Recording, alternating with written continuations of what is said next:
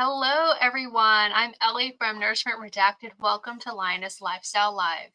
Hey everyone, I am Cristie with Meeting Wellness, and we're so glad that you are here and we're excited to meet with you this evening.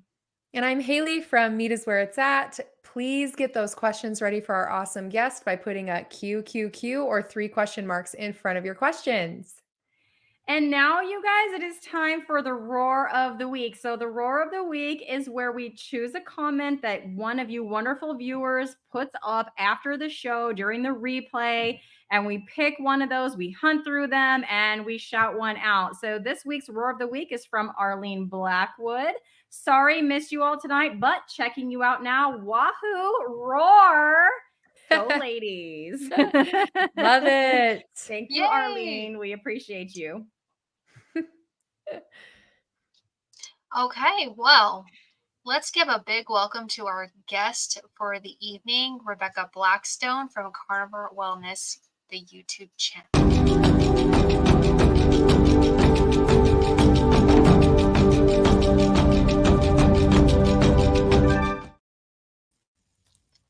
Hello, all. Thank you for having me. Welcome, Rebecca. We're so excited to see you. Thank you for being on the show. If you could My please pleasure. tell our audience about yourself, your health journey, and all the way until you found the carnivore diet. We'd love to know all those juicy details, please. Sure. It might be a lot to unpack. That kind of is common with a lot of people's stories. I'll try and keep it pretty succinct. For me, it really started in the postpartum period of my life. So I have 2 young kids. They're now 5 and 3.5. But in those early days, with them being, a year and a half apart, it was really rough. And, I did not have good nutrition. I was eating a lot of carbs like most people and living off of coffee and way too little sleep, reaching for sugar to try and, perk me up all throughout the day. And, drinking a lot of alcohol and smoking a lot of weed to try and help deal with a lot of the stress of being a mom. So it was not great for my health. And, I thought I could keep floating along like I had in, my early 20s. You can kind of treat your body like a dumpster, and it's okay with that for a stretch of time. But, after I hit 31 years old, the day after my birthday, I pooped my pants for no reason other than I just had such poor health. So, Oh, you know, no. oh yeah, just sitting there hanging out in the house, oh my goodness, I Oh my thought that was a toot, it was not. So that to me kind of Oh, served as no. this really big wake up call that, I knew that my health was really going downhill. I knew that my hormones were super off. I knew that my sleep was disturbed. I knew my body was aching. But at that point, it was kind of like the icing on the cake of my body is so done with all of this, unhealthy lifestyle activity. So I really, at that point, kind of took a step back and realized I needed to make some actual changes. I'd spent a lot of time kind of looking up quick fixes. What supplement can I take to try and help balance my hormones? What kind of foods can I eat, that would help balance my hormones? And I'd read, I need to eat salmon, or I need to eat, soybeans or something crazy like that. I wasn't getting great information from, extended Google searches. But I knew I could do a few things that would help. And so I started in January of 2022 with Dry January, which for those of you who, have partaken in, excessive alcoholic beverage consumption over the holidays, oftentimes there's a big promotion for people to do a Dry January where they abstain from alcohol. So I decided to at least attempt that. And I will say I did not make it all the way through the month without drinking, but I did by and large abstain. And that really helped. It helped my mental health and it helped my sleep. That was kind of the first 2 places where that was noticeable. But in setting aside the alcohol, I then turned to sugar, which, I'd already had a pretty big sugar monkey on my back, but, they're kind of 2 sides of the same coin. Your body is going to metabolize that alcohol as sugar. And so by removing the alcohol, I then was upping my sugar and realized, oh my goodness, I've really, I've not seen that weight loss of the 5 pounds I expected in dropping alcohol. Instead, I had, kind of maintained and gained from the other sugar I'd replaced it with. And I kind of ventured into intermittent fasting because I wanted to lose the vanity pounds. I quit nursing my son several months back, And I just thought, okay, well, intermittent fasting will be great. I can still eat a burger. I can still drink a beer from time to time. I can still eat lots of Muddy Buddies and chocolate bars as long as I just eat it within a certain eating window. But I very quickly realized I could not even go 10 hours overnight without eating. Like I would eat, at 9:30, 10 o'clock at night, wake up super early with, the kids or just my own body's waking at 5 o'clock in the morning and pour a bunch of honey into my coffee. And that is how my day went. Just every hour on the hour, putting more carbs into my body to kind of keep myself going. And in realizing that I couldn't even go overnight without eating, couldn't go that 10 hours, I really realized how dire my metabolic health was. It was a big wake up call. And so I knew I had to do something more extreme. So I took another lifestyle measure and I adopted the ketogenic diet.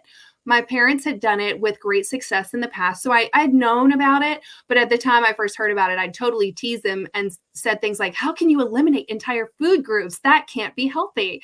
But, I was willing to give it a try. And I really dove into the research and the science behind why ketogenic diets work. And in doing that and gaining that knowledge, I felt a lot more self-assured in recognizing that this would indeed help. So I white knuckled my way through sugar cravings for like 11 days. I mean, and I am talking white knuckling every minute of the day, thinking about what food I wanted to eat and knowing that I shouldn't eat it. And just like looking on all the forms, how long is it going to take until, the cravings go away? And for me, it was really hard for the first, 11 days, but then finally a month or two in, things really calmed down and felt better. But had I only known about carnivore then, I could have quieted those cravings within a matter of days, and it would have been so much easier. But again, I didn't have that information. What I did start to realize, though, was that the ketogenic diet would be great for helping heal hormones. And that's what I ultimately knew I needed. I really had suffered a lot with postpartum anxiety and depression. It got very dark there for a good stretch of time. And, I wasn't sleeping well at night. I'd wake up drenched in sweat, be stuck awake from like that classic 1 to 3 a.m. mark. And, I knew my metabolic health needed help. And in that ketogenic diet research, I discovered, that the two biggest levers we can pull in resetting and helping to restore our hormonal balance are your cortisol and your insulin, and that those two go hand in hand. So really, in getting a hold of my insulin levels by not ingesting a lot of sugar and carbohydrates, I was able to see some benefit. However, even on the ketogenic diet, I experienced the mental clarity, and that was seriously a godsend for me because I was very ragey in my depression, and so that was a sign of depression that I didn't know at the time until my sister one day brought it up to me. Hey, that rage you feel all the time, that's actually a sign of depression. And that's when things kind of clicked for me in recognizing that that was actually what I was experiencing. But the being in a state of ketosis really quieted my mind. It gave me a lot of clarity and helped me be calm and centered around my kids, which is so important and so valuable to me. So I knew there was no going back, but I was still really struggling on keto because I come from a background of having a disordered relationship with food. And so I cannot moderate, and I continue to have cravings. So I basically would budget all of my carbohydrates for the day to still include an entire chocolate bar at the end of the day. Like that's not healthy. That's not exactly the point of being on a ketogenic diet. Thankfully, I quickly learned that the artificial sweeteners disturbed my gut health. So I didn't have that in my ketogenic diet, but I still was really struggling with cravings. The tracking that was, I had to constantly track and be on that. And I really felt like it wasn't sustainable. And for me, that was the biggest kind of glaring red flag of how am I going to do this for the rest of my life? Because I know I need this for my health, but it does not feel possible to continue this lifelong. So I was on some Reddit threads and had seen where folks talked about how, when they were on ketogenic diets, but they dropped everything except the meat and tried out a carnivore version, that they had no more cravings. And I mean, it blew my mind seeing these people talk about living life without cravings. What would that even look like in life? So I was, at about 5.5 months into keto, I was curious enough that I was willing to give it a shot. So just one day in June of 2023, so about a year and a half, a little bit, a little bit over a year and a half ago, I started carnivore. Within days, I mean, like a day and a half, 2 days, no more cravings. There remained a half unfinished chocolate bar in the pantry for the next several months until we moved and I threw it out. So when I say that carnivore gave me back my food freedom, or gave it to me for the first time in my life, like that is what I mean. The cravings dissipated so quickly. And then, came a ton of other benefits that followed. And, my why for starting carnivore initially was just wanting to see if it was possible to live life without cravings. And I found that to be the case, which was amazing for me. But my why in why I continue to do this is really for the mental health benefits. And I've heard y'all talk in other areas. I know that's kind of a big piece for each of you.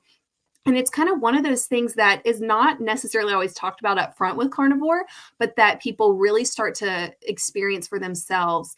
And it is such a relief and such a gift to be able to navigate the world without crippling feelings of anxiety and depression holding you back, causing you to second guess yourself or doubt yourself, or, just really feel uncomfortable with who you are and where you are in life. So the mental health component has been huge for me, but I've also continued to see hormonal healing, and that, has taken shape in how I am able to show up with my kids each month. So I'm very tuned into my hormonal cycle. I track it, and I kind of have always known, before keto, I would have basically 2 weeks of feeling absolutely miserable. And then maybe like a week-ish in there, after my period, and then before ovulation, where I'd feel pretty all right.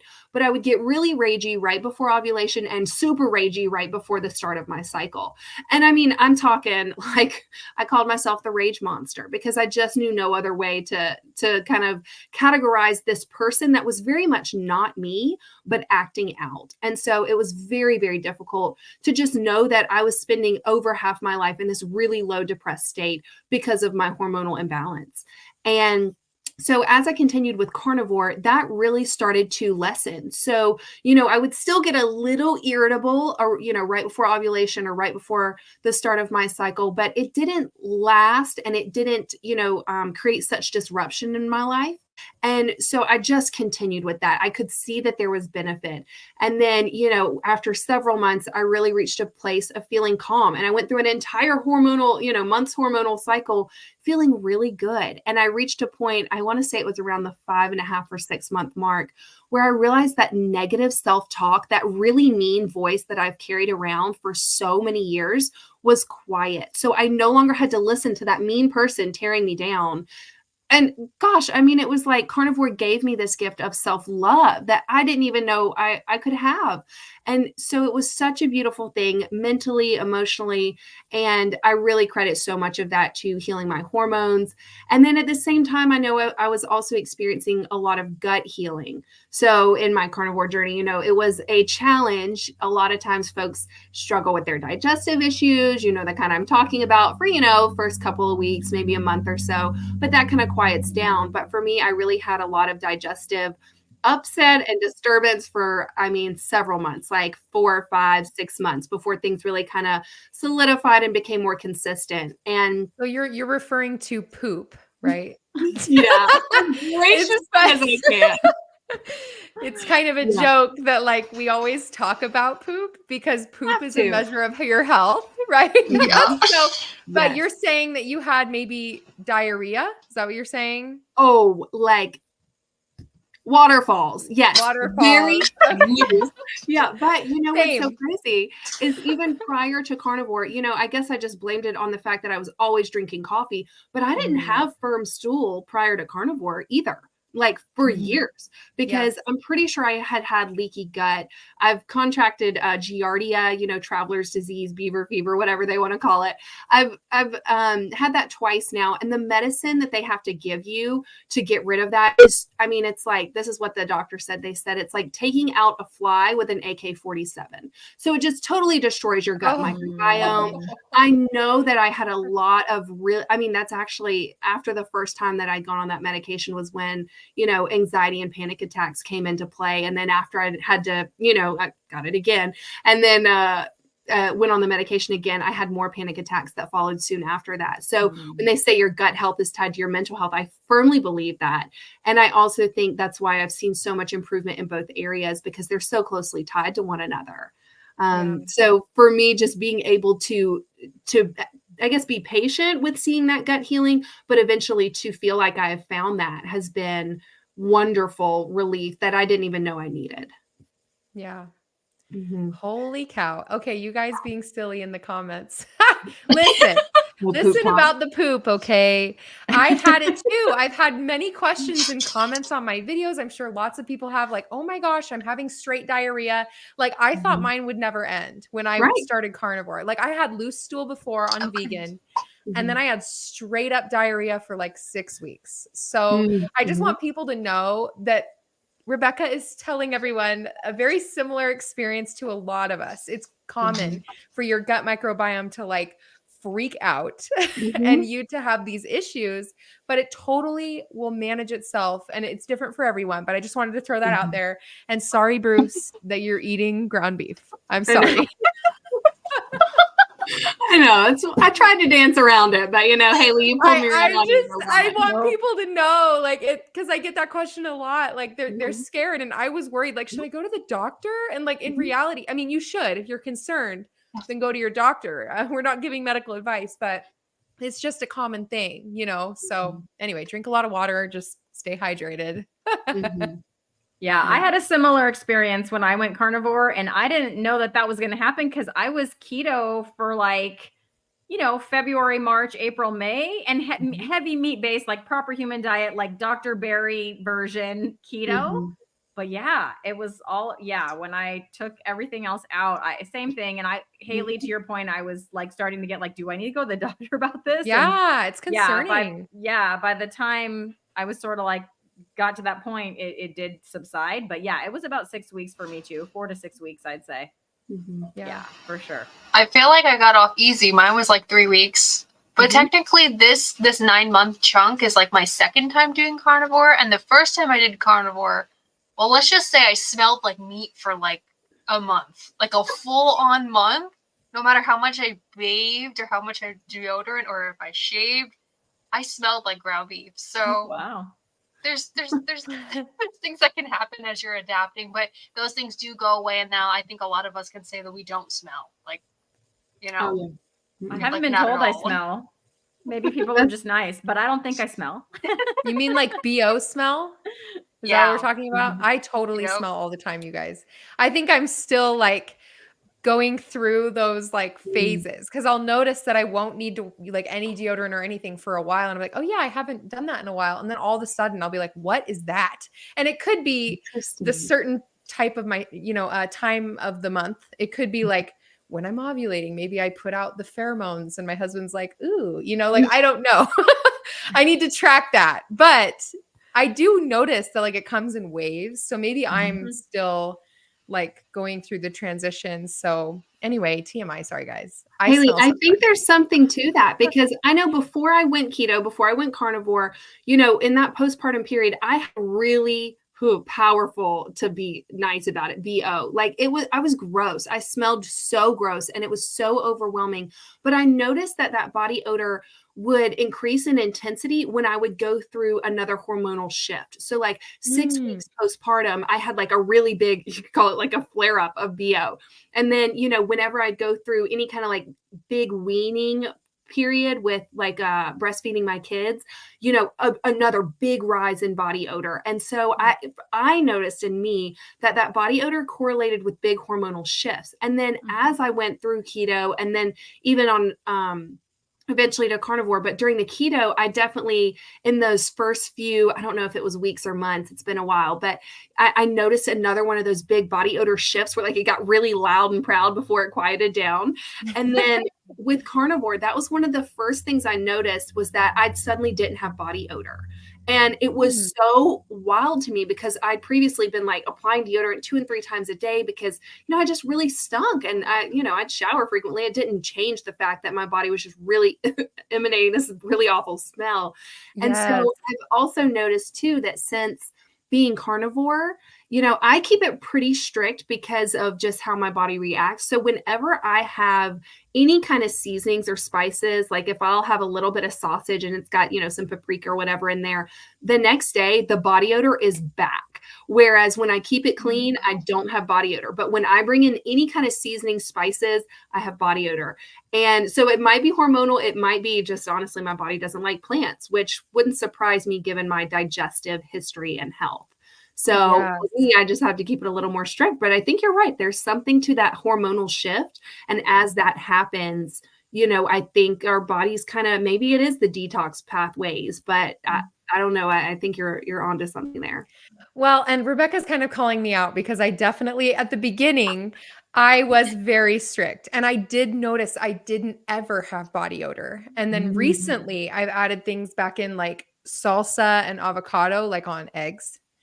But typically a meal is just like butter on a ribeye, so like occasionally I'll add those things, but I have noticed that, but I haven't tried taking them out and seeing if that changes.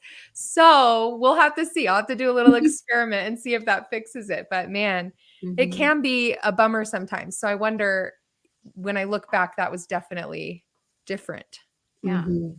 Well, I know Alia is here and she did say she can't stay the whole time, but she just put a question up. So I want to make sure it gets answered before she has to go. By the way, Alia, your new hair is awesome.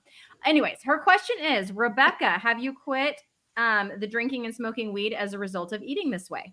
Yes, I'm so proud to say yes. So Yay! both of those kind of started with keto. I mean, I'd already kind of mostly dropped the alcohol, but when I say I used to drink, I mean, I'm talking like a bottle or two of wine a night, or like usually my go-to was beer, like 6, 7, 8 beers, It was easy to down drinks. And I'm talking like every day, it wasn't, I couldn't remember the last time I'd gone a day without drinking. So I ended up, sorry, I just saw that comment over there. I don't even know who that person is, but no, I haven't heard that. So I ended up, dropping the alcohol, mostly in line with keeping it ketogenic. But I quickly realized those benefits and decided for myself that being sober was way more valuable to me than having that drink socially. And also realizing that I can't moderate. Like, that is not in my wheelhouse. I am a full-on abstainer. And, I've had way too many brushes with overindulging in alcohol before. And then smoking weed. That's a great question. So when I was keto, I continued to smoke weed, like a lot of it. And for some reason, being in ketosis, I had a much higher tolerance than normal. So I was chiefing up a storm. But in my, I kind of figured, okay, well, this is fine. I'm not drinking. I'm eating better. I'm just going to keep on, smoking marijuana. And that kind of helps me stay calm and cool with my kids. And that was fine. But then once I started carnivore, within, a week or so, there was one afternoon where, I stepped outside, smoked a little weed, and all of a sudden I felt terrible. Like, I was so tired. I don't know if you remember those old commercials where they had like the girl like turn into a pancake on the couch and she slid off the couch. I don't know if y'all remember seeing those PSA commercials, but that's what I felt like. I couldn't get up. I couldn't move. It did not provide me with calm or, a centered feeling. It didn't make me like kind of feel creative or engaged with my kids. It totally knocked me out.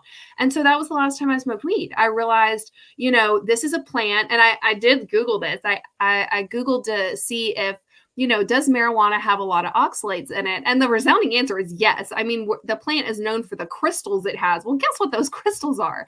It's oxalates, or at least in part. And so I didn't want to keep putting that in my body. I mean, I inherently knew smoking of a plant substance like that, smoke in my lungs has got to be bad for me. So I decided to leave that. And so, and I also gave up coffee for the same reasons. I knew I was too dependent on it. It definitely, for me, increased my anxiety. And I really kind of wanted to go all in on carnivore and see what those benefits are. We hear people talk about how, like 95% of the benefits of carnivore are in that last remaining 5%.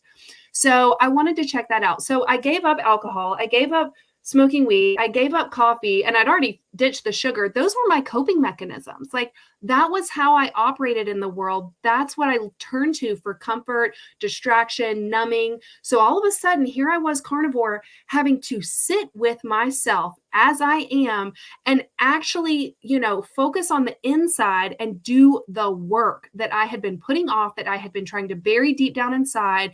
You shove these things into the closet or under the rug, these ugly parts of yourself you don't want to look at or sit with, but with all these coping mechanisms. But without those at my disposal, I finally had to come to terms with who I am and how I show up in the world for the people I love, for myself. And there's kind of this concept in adopting new habits where you go through this valley of disappointment, right? Like at first you're all excited and motivated, and then you go through this place that kind of feels a little dark and a little scary, and you're feeling really uncertain and, just not sure. You kind of want to turn back, right? Like there were times where I wished I could unlearn everything I'd learned because I wanted to go back to that place of ignorance and numbing out and distracting myself. But there's no way to go but forward. So I leaned into a lot of that uncomfortableness. I spent so much time, consuming carnivore content, but also consuming a lot of personal growth and self-improvement type of content, leaned on people like Brene Brown and, Ryan Holiday. And gosh, I mean, even like dabbled in some meditation, like Pema Chodron, some of her stuff, and really just tried to collect a bunch of resources for helping me navigate that emotional piece and that personal growth and development piece. Because as much as we as carnivores can kind of tell people, oh yeah, like this is what to expect physically, there's a whole realm of transformation taking place in our hearts and minds. And that's kind of where I needed to put in some work. If you give carnivore time, patience, consistency, you'll see results. But if you don't ever address those places of hurt or pain, you need to heal those places too. And so, yeah, giving up those coping mechanisms, it was great for my health, but it really challenged me to have to turn inward and really work on myself as a person.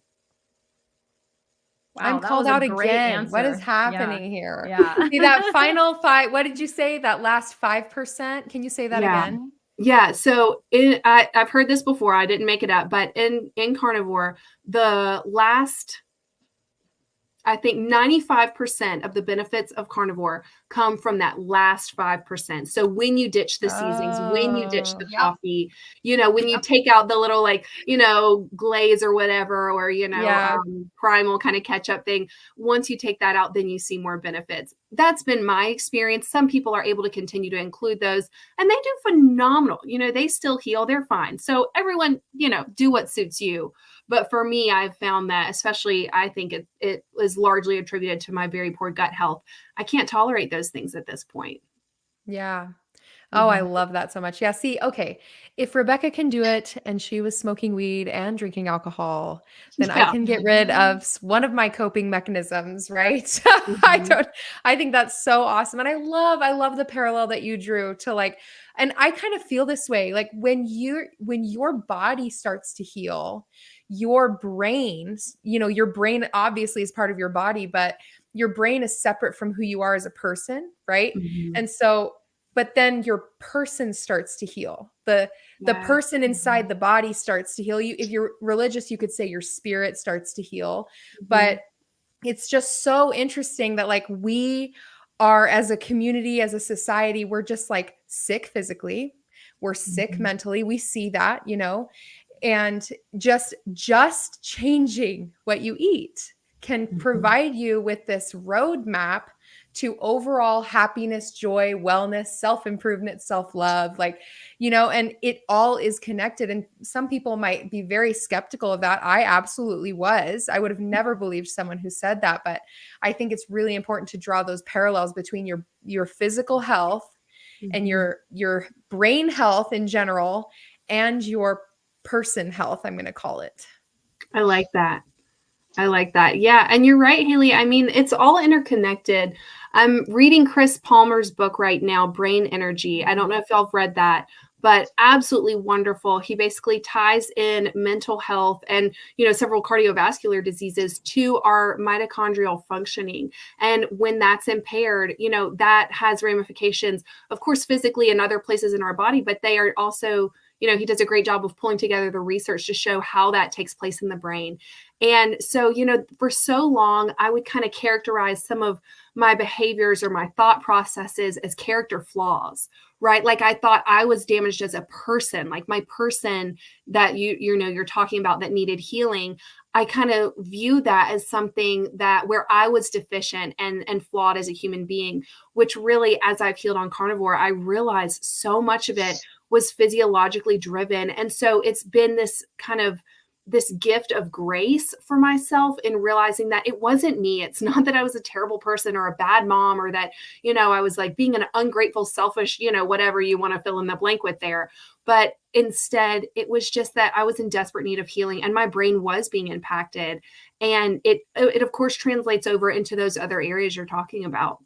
It was rough, but getting that healing has really made such a difference in my view of myself and how I'm able to be, show up for other people. Yeah. That's Don't beat how I yourselves feel up too much, too. guys. Yeah, seriously. Like I remember this quite early on in my carnivore journey. It was around like 90 to 100 days. So it was kind of significant in the journey so far.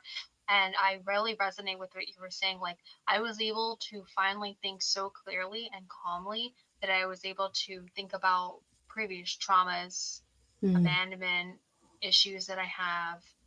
My self-esteem has been rising consistently since then.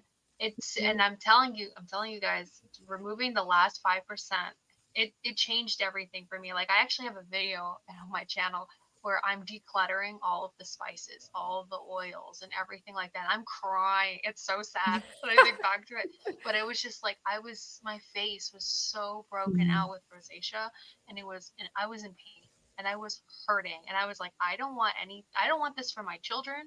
I don't want this for myself. I don't want this for anybody who's watching my content. Like I want to show that like I'll do the big hard, that big step forward if it's going to help somebody else.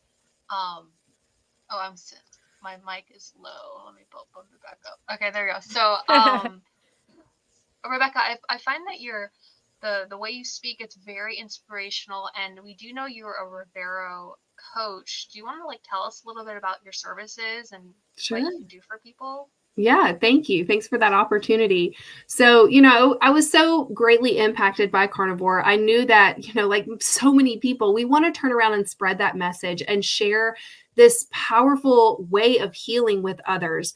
So I believe it was January of this past year, so 2023, I signed up for Rivero Carnivore health coach training through, Sean Baker's company. They no longer offer this since they've kind of shifted their business model a little bit. So I feel so grateful that I was able to get in and learn from him and, participate in that coaching training.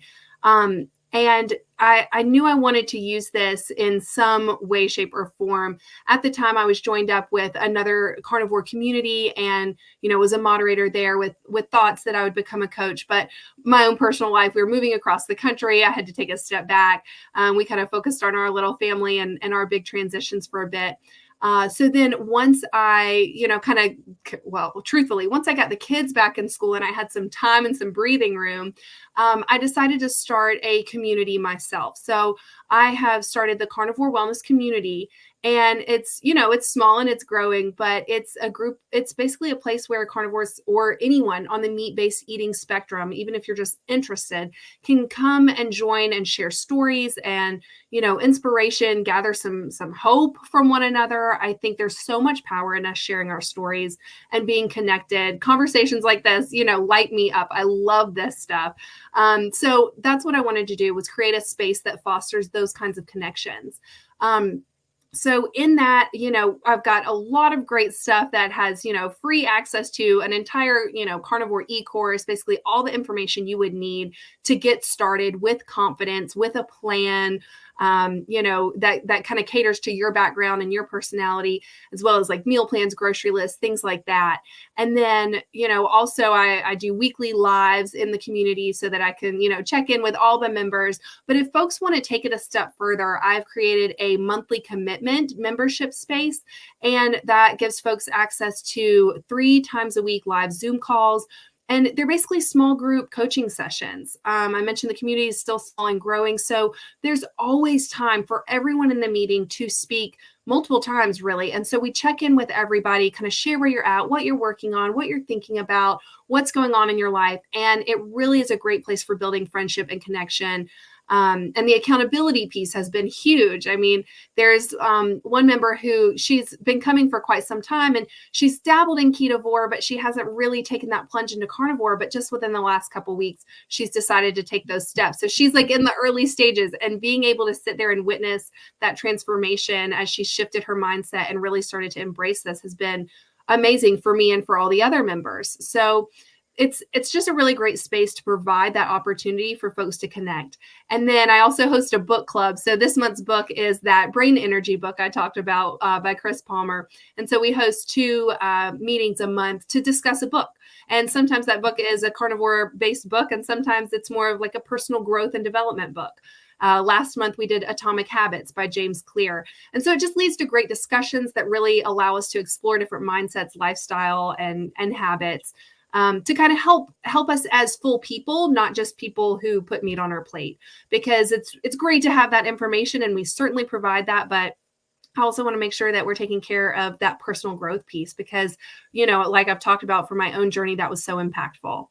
And then I do offer one-on-one coaching if that's something that someone's interested in. There's information in that community, in the free community. You can still access me for one-on-one coaching if that's something you choose to do. I'd be more than happy to work with anyone. And it's a place for carnivores to come together and connect with each other. So if you're interested in that, I would love to invite all of you to come and join, check that out. And at least show up for one of the lives or something, and kind of just see if that's your cup of tea. That's awesome. How do people access that? Can they get there through your channel? Like if they go to your channel, Carnivore Wellness? Or? Yeah, they definitely could. And I can also post a link real quick here. Let me get that and bring that over for us. And I'll put that up in the chat. And Great, then you can click that link, you can go join, and you'll immediately have access to all of those free resources, that free e-course. You can start interacting with the chat feature in there. And if you wanted to, contact me for one-on-one coaching, information is there. Or you could sign up for that monthly commitment so that you can join in on those 3 times a week live Zoom calls.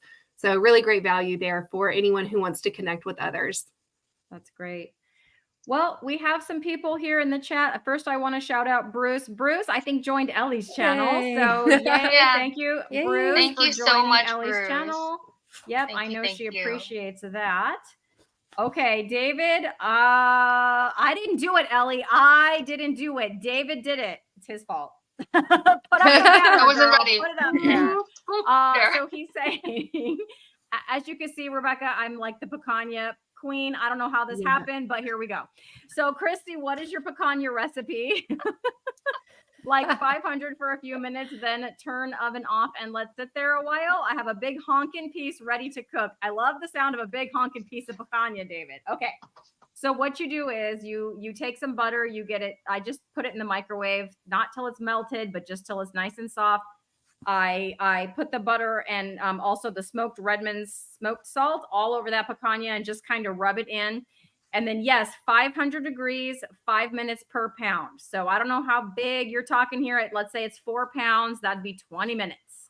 And that kind of makes the crust on the outside. And then you just turn off the oven and just let it ride. Don't open the oven. Just let it sit in there for 2 hours and you'll be very happy. So there you go. I tried to make it quick because this is not my show. This is Rebecca's show. Yes. I don't even know if she likes picanha. Rebecca, You know what? I haven't even tried it. I've just heard I haven't either. Thing to try. We talk about it all the time, and I'm like, I need to get my hands on that. Move it up to the top of your carnivore to-do list because Yes. it's super good. And my son is on, I don't even know anymore, day 8 or 9 or something. I don't know. So he just had picanha for dinner. It's like one of his favorites. Yeah, he's doing fantastic. But yeah, he was so excited that we had some leftover picanha. So give it a try. Okay, Susie has a question. She says, when the gut heals on carnivore, does it happen in stages?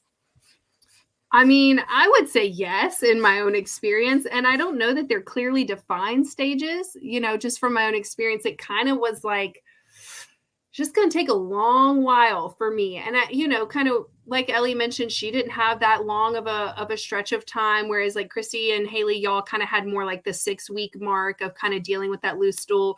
Whereas mine really was more like 5-ish months, like give or take. And even then it didn't stay consistent all the time. But that was when I started to really see a difference. So it does happen in stages. And I think it's going to depend a lot on what your digestive health is like prior. So just kind of assess where you are and where you think your gut health is. You know, for me in my own history, I grew up in middle school, high school. I was taking NSAIDs like ibuprofen or Tylenol almost every afternoon because I'd have splitting headaches by the end of the day.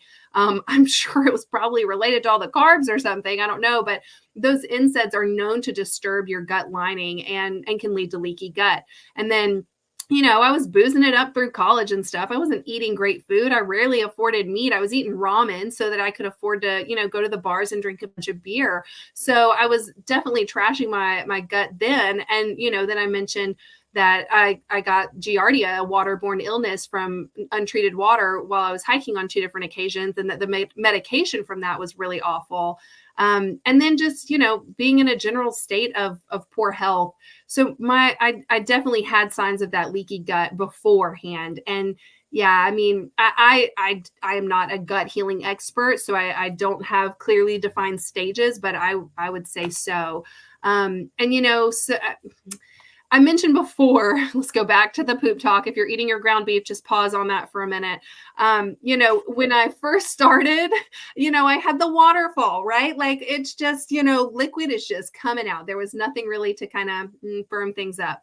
And, you know, some things you can try, of course, is like not eating your hot rendered fats. You can try leaner meats and cut back on fat, but I'm sure y'all have heard that elsewhere. But for me, it was just kind of going through that process.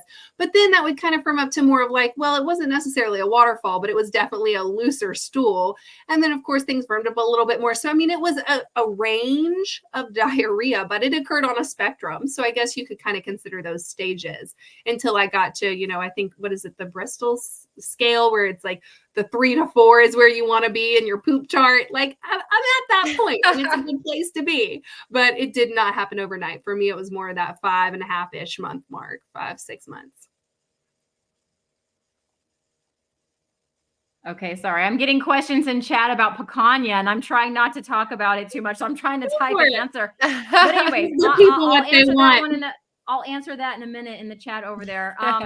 So I have a question for you, Rebecca, because you filled out our Google form, and I know it's been a while because our show was pretty booked, but it was kind of perfect timing for me. So when you filled that out, one of the things you said was you talked about how, you know, in fact, it was in the first sentence, I'd love to have an open conversation about how I've gained weight on carnivore and how repeated attempts to restrict in order to shed excess fat continually disrupts my hormonal regulation.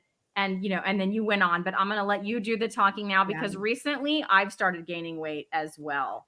And there's a couple people in chat that we're kind of supporting each other because we're like, but we still feel great. You know, but it's so difficult for us who've been yo-yo dieters when that scale starts to go up. And I'm talking about inches too. So, you know, some people say, well, it could just be muscle and bone. And like, maybe some of it is, but I'm gaining inches in the hips. You know what I'm saying? Right. Yeah. Ooh, so Cristie be looking fertile. I like that.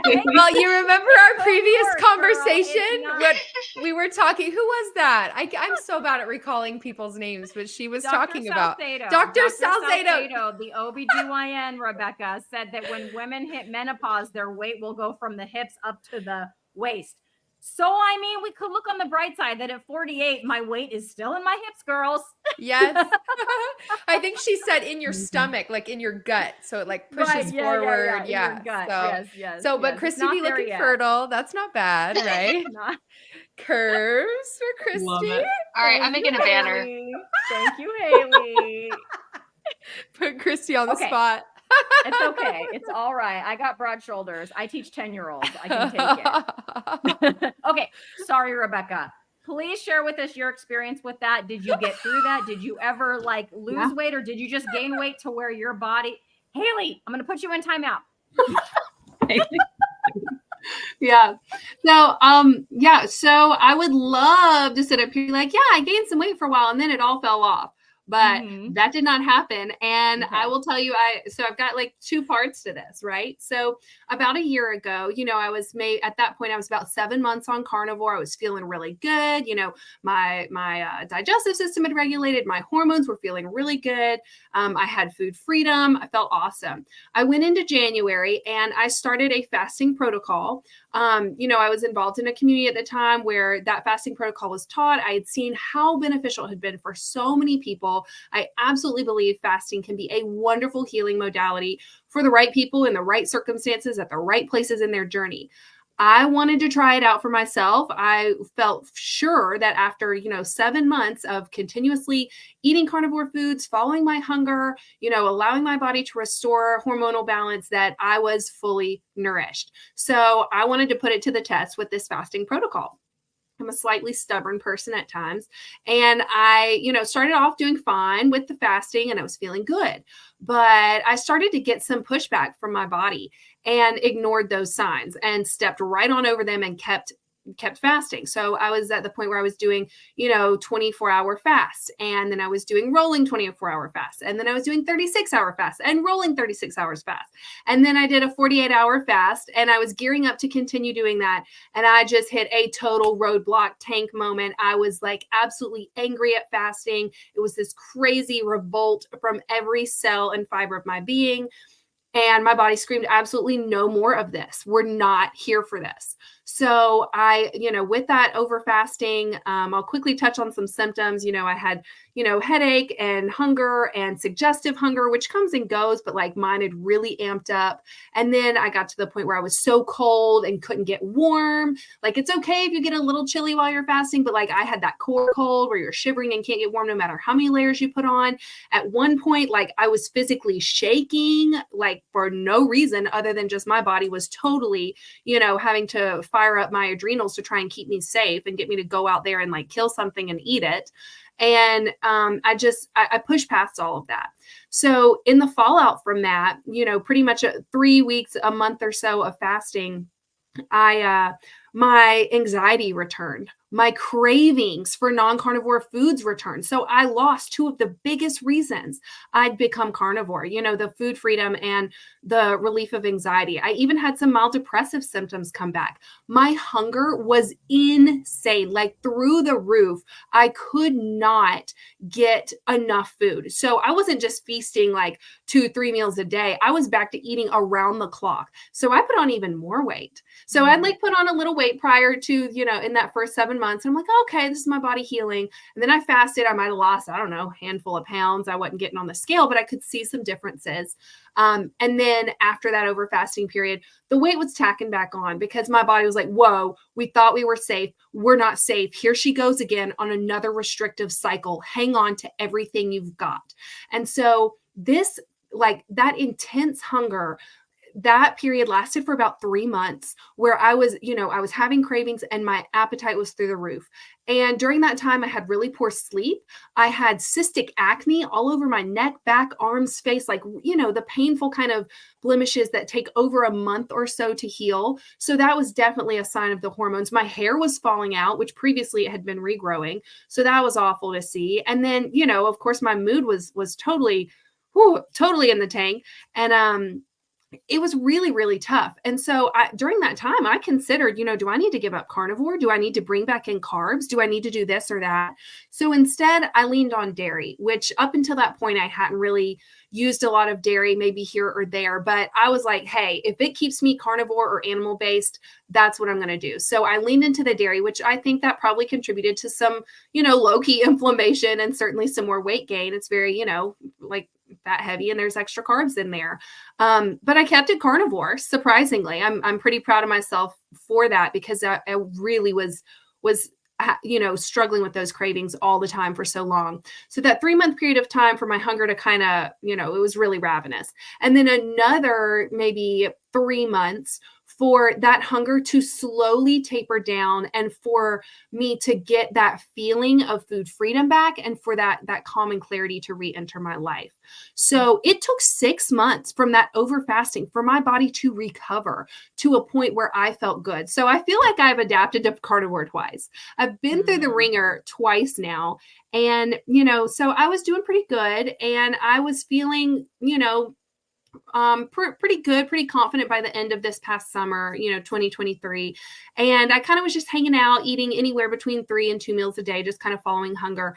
But then, oh guys, I went to do a little, what was it? An insurance, life insurance kind of nurse visit. And I, up to this point, had not stepped on the scale. I knew, put the scale in jail, don't know how much you weigh. You don't need that information. I told the nurse at this visit, I said, I'll step on the scale, but I just don't tell me how much I weigh. I don't want to know. But the universe had other plans for me. The scale that she had, it was a digital readout. And I didn't realize that after I stepped off the scale, it would still read out my weight. So as I stepped off the scale, I look around and I glance back down and I see 171 pounds. And I haven't seen that number since pregnancy. So, the last time I'd weighed was when, way back early days of keto. And I know I had lost some weight on keto, once I went to carnivore and the bloat went away, I could actually see that there had been a change in my body composition. So I just kind of sat with this fact that, oh my gosh, I've probably put on upwards of 20 or 30 pounds on carnivore. And that was really hard. And I would love to say, oh, I just brushed it off. But I am a human and I grew up in this, society driven world telling us that we need to be a certain way to be acceptable. And I've always internalized that. I've struggled with body image my whole life. So I kind of immediately went to, I'm going to start tracking my food. I've got to start restricting. I can't be this size. It's unhealthy for me, because in some cases I kind of think, well, if I have this excess fat, that's not good for me metabolically either. So I started tracking and I started trying to reduce. I very quickly realized that was not going to happen. So I dialed back up my caloric intake. I was like, okay, I'm not going to track. I'm just going to sit with this for a minute. I'll just kind of let my body guide my hunger. But by the end of December, I was like, no, I'm ready. So I started tracking again. And, I was getting cold. I was getting irritable. I was noticing in the gym that I was not able to perform as well. I was barely able to get my reps. Sometimes I couldn't even get the same reps. I was having to lower my weights. And I'm just thinking, oh, somebody asked how tall I am. I'm 5'7". And so, I was really struggling. And I did kind of dial up my caloric intake and I was eating around like 2,600 calories a day. And I thought that was okay. And I was losing weight, and I was stepping on the scale. I'm like, oh yeah, good for me. And then with this last hormonal cycle, I always feel pretty good the first 2 weeks of my cycle. Then I ovulate and then I get really hungry. And if I'm going to get moody, it's going to happen around that time. I usually call it like going inwards. And so, but I wasn't just going inwards. I was like really down in the dumps. I had no energy, no motivation. I could feel that the hormones were becoming disrupted. My sleep was incredibly disrupted. I suddenly wasn't sleeping through the night anymore. I was having trouble falling back asleep, having trouble falling asleep to begin with, which I haven't had that issue in quite a long time. So I was getting all these signs that my body is not okay with this restriction, even at that quote higher caloric amount, like 2,600. People are always thinking that that's like, that's kind of the high side. You need to take it down to 1,800 a day. That would like put me in starvation mode. I've done the calculations and I'm pretty sure my body is at maintenance at about, 3,600 to 4,000 calories a day. And, I have since decided, I'm still tracking because I'm curious, but I'm no longer telling myself no. And I'm maintaining that, that 170, I kind of regained a little bit after what I'd lost, which was interesting. I stepped on the scale and I thought to myself, whew, I'm weight restored, as opposed to, ooh, those like that extra weight. I didn't feel that tension this last time. I instead thought, oh, thank goodness my body's back to a place where it's going to feel good. And so I'm just kind of tracking along and I'm eating, about 4,000 calories a day and maintaining. And my performance at the gym is, I upped my weights this last week and I'm back to feeling strong and getting those reps in. So I'm just kind of entering this new phase where my healed body looks like this right now. And my healed body needs this extra fat storage for whatever reason.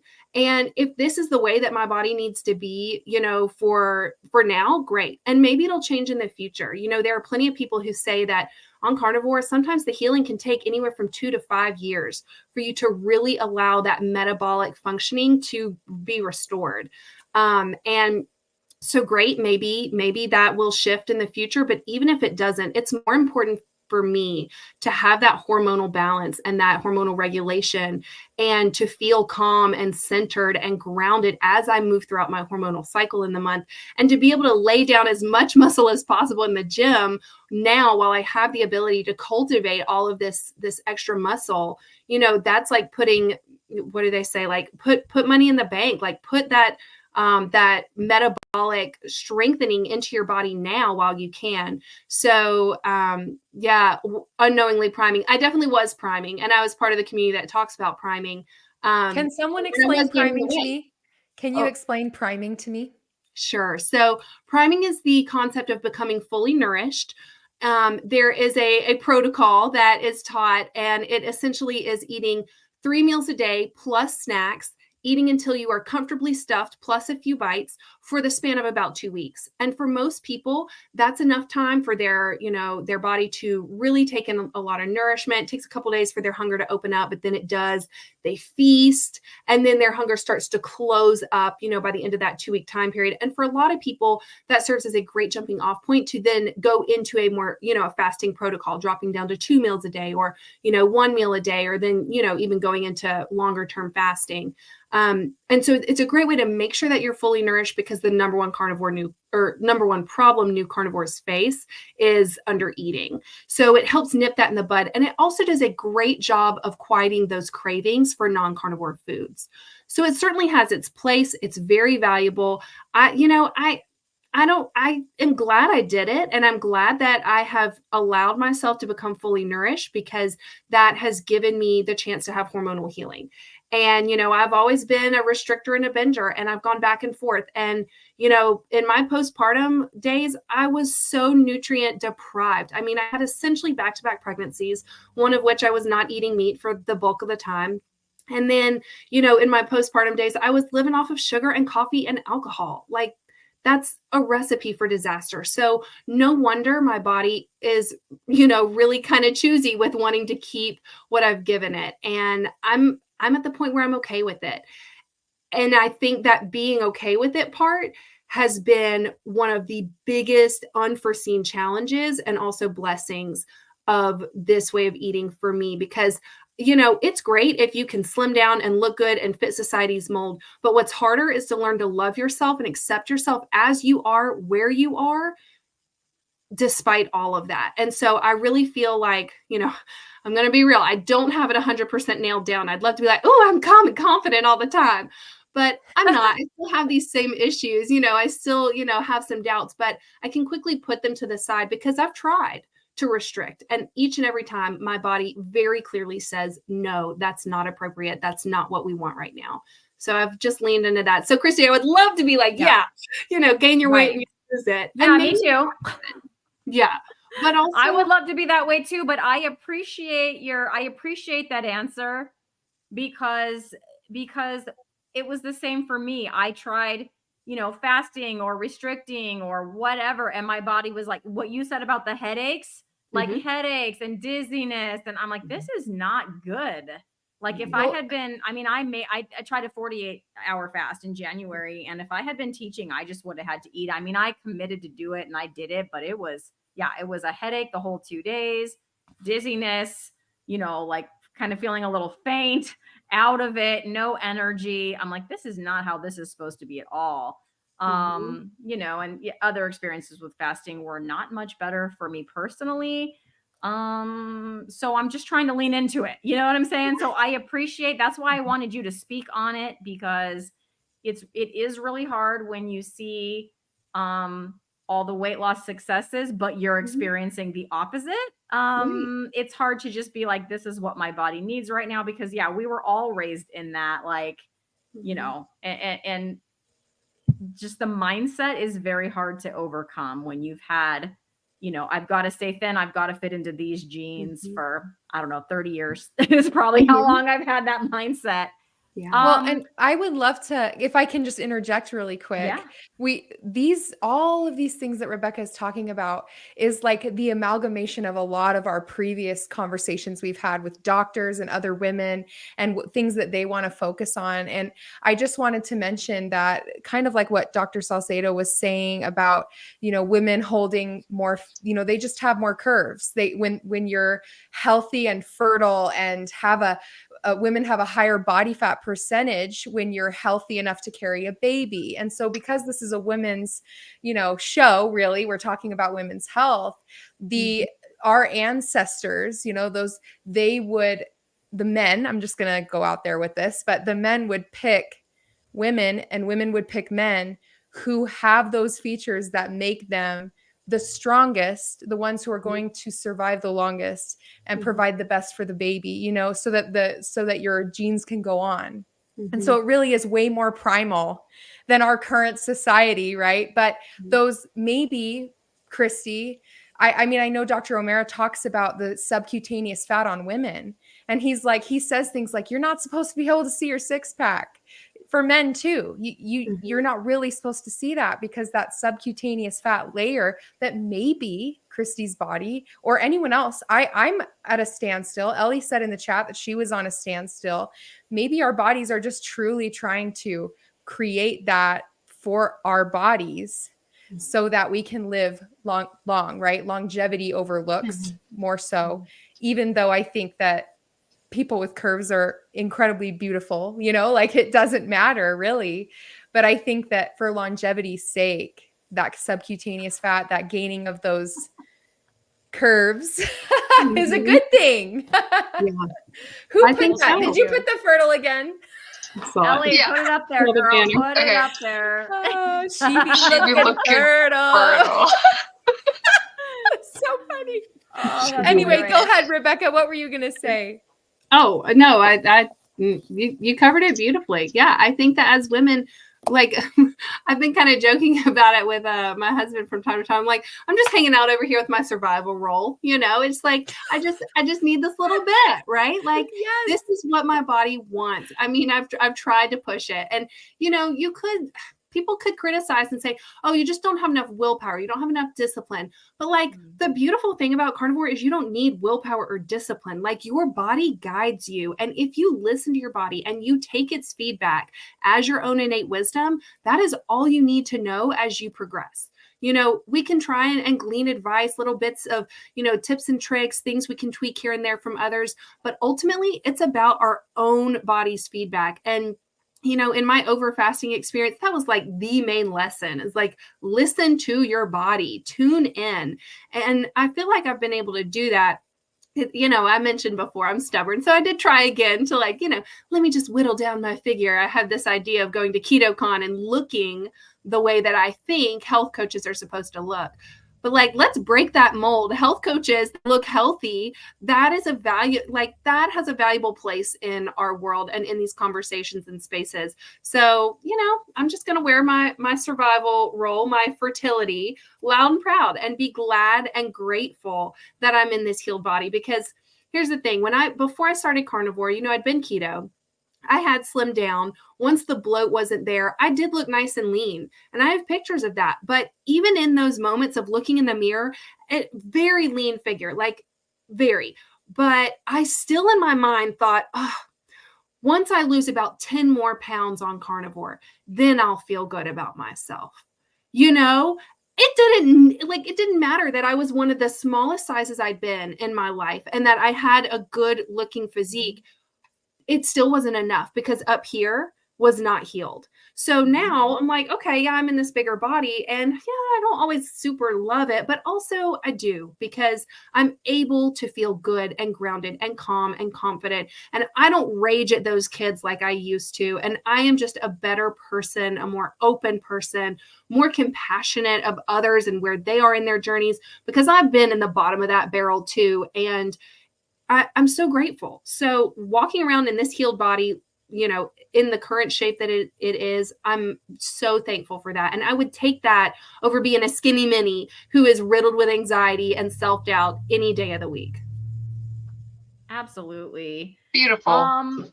Well, I'm going to share my screen here because I've got the meaty wheel all ready to go. Oh, is this the question? Ooh, Yes, I think it's about time we pull it out. So here we go. We're going to spin you a meaty question. Spin that wheel. And we've hunted down a meaty question for you. What is your favorite kitchen tool or gadget that helps you maintain your way of eating? That's a great question. Okay. Is it, I want to give a 3-part answer. There's 3 things, so let me narrow it down. I'm going to say,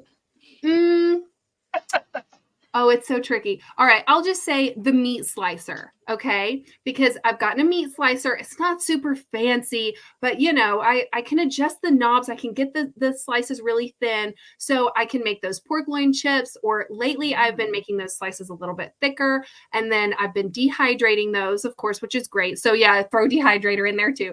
But you can use your oven if need be. And then I've been turning those slices of beef into pemmican. So then here comes in the Vitamix, like the food processor, so that I can take that dehydrated beef and grind it up. I've been making these homemade pemmican bites. They are so, so good. Beautiful ratios of fat to protein. And, I can take them on the go, which is wonderful. I really love backpacking, and I want to make sure I have good backpacking foods for when I go out and hit the hills in the spring. So yeah, but I guess it all starts with a meat slicer. I like being able to have my meat sliced nice and thin so I can dehydrate that and then turn that into other delicious carnivore snacks. So that was one that I held off on for a while, but I finally got it this past November with some birthday money. So it's been a good addition to my kitchen. That's awesome. That sounds like a lot of fun. I don't have one of those yet. Now I think I need to get one. Very, very good. It's awesome. Nice to have. So, Rebecca, I would love to share your YouTube channel with everybody. Great. Thank you. So here we have Carnivore Wellness. So I know we've learned so much from Rebecca tonight with her ideas of healing gut issues, general carnivore concerns, and most importantly, self-love. Yay! Remember that Rebecca offers one-on-one coaching, and the Carnivore Wellness community is her passion project, and it's on the Mighty Networks platform. So please subscribe to her channel, and if you're interested, go look up her Mighty Networks group, and please go subscribe to Rebecca Carnivore Wellness. Thank y'all so much. Thank you. Thank you. I appreciate everyone who's gone over there. Susie Q was wondering if you have a link for the meat slicer. I bet I could find it. I don't have a meat slicer, but if she has one. Yeah, it might take me just a second. Yeah, no worries. But yeah, I think it's actually the one that Anthony Chafee recommends, I want to say. Okay. So, I mean, it's a decent price point. Let me slicer. And I don't super love it. It's not the best thing in the world. Like, it is manual. You have to adjust it yourself, but it's a good entry price, $65. Let me see if I can copy this link. Here we go. Yeah, and I will put that in the chat. Yeah, and shout out to Susan, my girl Susan. I appreciate you being here in the chat tonight, Susan. Oh, sorry. And that's okay. David would like to know where in the U.S. you're from, because she's kind of detecting a Southern accent. Maybe a slight one. I'm originally from Georgia. Right now we're living in Eastern Tennessee. We've spent time everywhere. We, recently sold a home in Montana. We've lived in Oklahoma, California. So we've been all over, but yeah, I'm a Southern girl at heart. And then just your answer to our meaty wheel is generating all these questions. Bruce would like to know, and someone else asked you about the pemmican. Do you have a recipe for the pemmican on your channel? It is not on my channel. It is definitely something I'm going to work on, but it is on my Instagram. So if you want to go check that out, it's the same thing at Carnivore Wellness. You'll find me there. And I think it's one of the more recent reels up. So if you go there, you'll be able to find it pretty easy. Basically, you just take dehydrated meat, weigh that out, and then use equal parts of rendered tallow. Warm that tallow up, mix it together. If you want to add salt or seasonings, you can, but it's the same weight of dried meat as it is to the weight of tallow. So very, very simple. Awesome. I put the link to your Instagram in the comments, so you guys can check that out. Perfect. Thanks, Ellie. Thank you. Brett is starting a I think it's a live stream where he's interviewing people. He calls it the meat locker. You get to be in the meat locker. And Brett, I mean, I'm not going to speak for Rebecca, but he would like to know if you would like to be on the meat locker. I would be so honored, Brett. Yes, absolutely. Anytime. Just let me know. All right, there you go, Brett. You're all set. What is Aaliyah referring to? Where is she? What is this? Is this she's from our referring to show? us. Put it up again, Ellie. Oh, I added Looking things fertile. to it. It's Looking even better. fertile. There we go. So funny. That's what Ollie is referring to, I think. I mean, Didn't we bring that up? Didn't we bring that up on our show with her? Was that maybe? I think you did. me Maybe thinking we of a did. different It's one? been a But while, anyway, we'll have to go back and That's funny. rewatch that. We probably did. Okay. We probably did. So there's Anyway. I see somebody Well- asked what's the shelf life of pemmican long-term prep. I mean, it's if you do it right, if you dehydrate the meat fully and you have the rendered tallow and it's fully rendered, it is pretty shelf stable. I mean, I guess for legal reasons you'd have to cap it at a year if you were selling it commercially, but I mean, no, you could leave that thing on the shelf forever. Okay, guys. Are we ready to roar? Who's ready? Put your roars in the comments, guys, so we can shout you out. Please no barking or snarling or anything non. Okay? we want Non-cat like. No non-cat like. Yes. Sound, please. Okay. You guys ready? 3, 2, 1. Oh, that was awesome, Rebecca. That was totally Thanks. awesome. I'm prepping. I'm going to the zoo tomorrow, so I gotta work on it. Yes. Sweet. Thank you, Deb.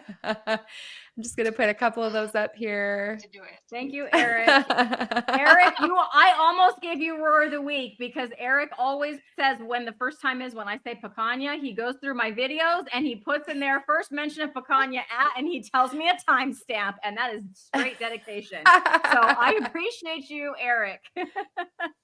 Gail. Oh, so disappointing. Roar from Bruce. Awesome, you guys. Thank you for throwing those in the comments. Yep. And thanks for being with us here, you guys. We're having so much fun. You guys are always amazing, chatting with us, asking questions. And thank you, Rebecca, for joining today. This has been so my my pleasure. Thank you. Thank you all so much for having me. This has been so much fun. Appreciate it. All right. Absolutely. Good night, Bye, everyone. everyone. Bye. Love you.